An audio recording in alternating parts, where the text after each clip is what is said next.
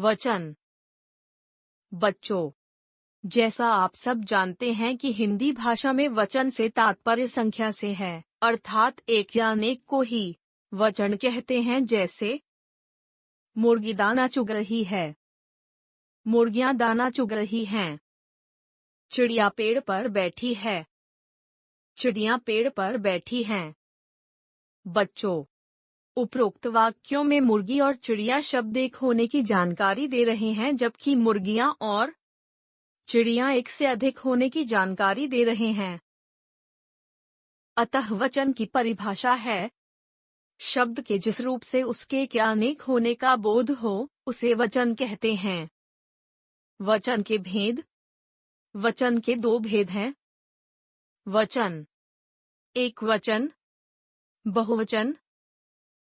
एक वचन, शब्द के जिस रूप से उसके एक होने का बोध हो, उसे एक वचन कहते हैं। जैसे लड़की, तितली, पतंग, घड़ी। दो बहुवचन, शब्द के जिस रूप से उसके अनेक होने का बोध हो, उसे बहुवचन कहते हैं। जैसे लड़कियां, तितलियां, पतंगे, घड़ियां। वचन की पहचान। किसी भी वाक्य में वचन की पहचान वाक्य में प्रयुक्त संज्ञा, सर्वनाम एवं क्रिया द्वारा होती है। वचन के अनुसार ही विशेषण का रूप भी बदल जाता है। एक वचन, बहुवचन। संज्ञा, लड़का पढ़ रहा है, लड़के पढ़ रहे हैं। पुस्तक नई है, पुस्तकें नई हैं। सर्वनाम, मैं विद्यालय जा रही हूँ, हम विद्यालय जा रहे हैं। वह मेरा मित्र है, वे मेरे मित्र हैं। क्रिया, मोर उड़ रहा है, मोर उड़ रहे हैं। सैनिक घायल हो गया, सैनिक घायल हो गए। वचन संबंधी विशेष बातें।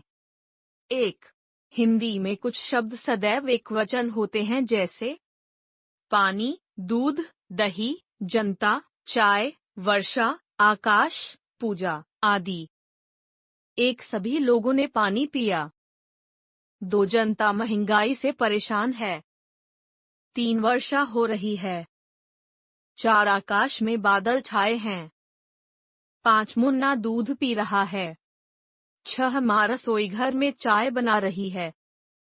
दो, हिंदी में कुछ शब्द सदैव बहुवचन होते हैं, जैसे हस्ताक्षर, दर्शन, बाल, आंसू, होश, लोग, समाचार आदि। एक, अपने हस्ताक्षर यहाँ कर दें। दो, मेरा बड़ा भाग्य कि आपके दर्शन हुए। तीन, हवा से मेरे बाल उड़ रहे हैं। चार, चोट लगने से उसके आंसू बह रहे हैं। तीन, द्रव्यवाचक संज्ञा तथा भाववाचक संज्ञा का प्रयोग सदैव एक वचन में होता है। द्रव्यवाचक संज्ञा, भाववाचक संज्ञा। एक, पेट्रोल सस्ता हुआ है। दो, ताजमहल को सुंदरता देखते ही बनती है। तीन, सोना महंगा हो रहा है। चार, इनामों में मिठास है। चार, आदर या सम्मान देने के लिए बहुवचन का प्रयोग किया जाता है। एक, दादाजी आ रहे हैं। दो, पिताजी खाना रहे हैं। तीन, गांधी जी भारत के राष्ट्रपिता थे। चार, आप कहाँ जा रहे हैं। पांच, अपना अधिकार, अभिमान या बड़प्पन जताने के लिए मैं के स्थान पर हम का प्रयोग करते हैं। एक, माँ ने कहा, हम आकर बात करेंगे। दो, अंकल ने कहा, हम कल जाएंगे। छह, तू सर्वनाम एक वचन है, इसका बहुवचन सर्वनाम तुम है। आजकल तू के स्थान पर तुम का प्रयोग एक वचन के रूप में होता है। सात, समूह वास्तव में अनेक का बोध करवाते हैं, किंतु इनका प्रयोग सदैव एक वचन में होता है। एक, वानर सेना ने श्री राम की मदद की। दो, टिड्डी दल खेत की ओर बढ़ रहा है। आठ, संबंध सूचक संज्ञाएं दोनों वचनों में समान रहती है। दादा, दादी, वाला, वाली, मामा, मामी आदि। एक वचन से बहुवचन बनाने के नियम। 1. जिन स्त्रीलिंग संज्ञा शब्दों के अंत में अ हो तो बहुवचन हो जाता है। ए, एक वचन, बहुवचन, बहन, बहनें, रात, रातें, आँख, आँखें, पुस्तक, पुस्तकें, कार, कारें, गाय, गायें, किताब, किताबें, बात, बातें, भैंस, भैंसें, नाव, नावें, गेंद, गेंदें, दुकान, दुकानें। 2. जिन पुल्लिंग शब्दों के अंत में आ हो तो बहुवचन में आ ए हो जाता है।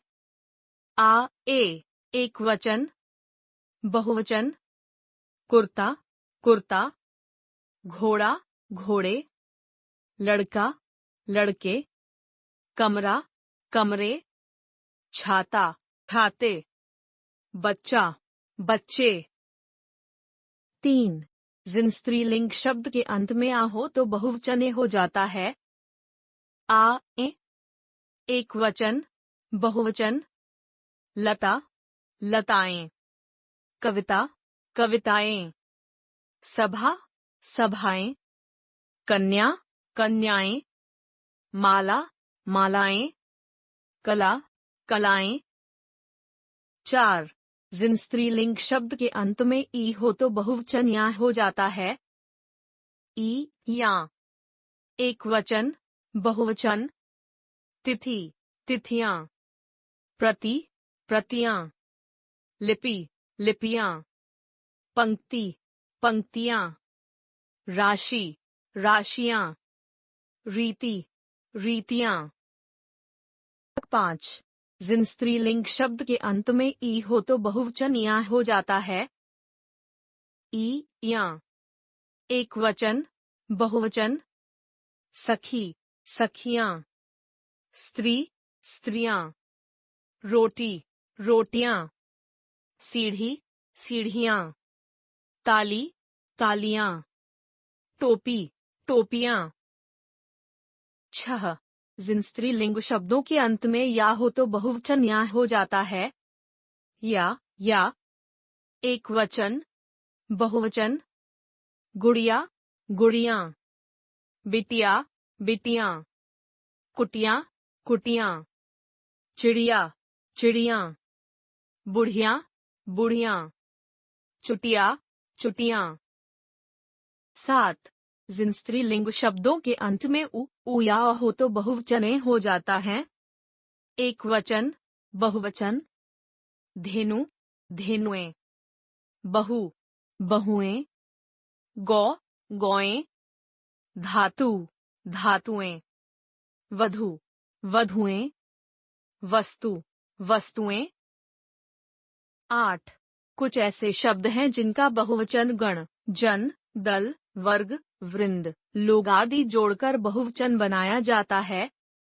एक वचन, बहुवचन, अध्यापक, अध्यापकगण, शिक्षक, शिक्षक वर्ग, गुरु, गुरुजन, छात्र, छात्रगण, युवा, युवा वर्ग, टिड्डी, टिड्डी दल। हमने सीखा। एक या अनेक संख्या का बोध कराने वाले शब्द वचन कहलाते हैं। वचन के दो भेद हैं। एक वचन, दो बहुवचन। कुछ शब्द सदैव एक वचन में प्रयोग होते हैं जैसे पानी, दूध, दही, जनता, चाय, वर्षा, आकाश, पूजा आदि। कुछ शब्द सदैव बहुवचन में प्रयोग होते हैं जैसे हस्ताक्षर, दर्शन, बाल, आंसू, होश, लोग, समाचार आदि।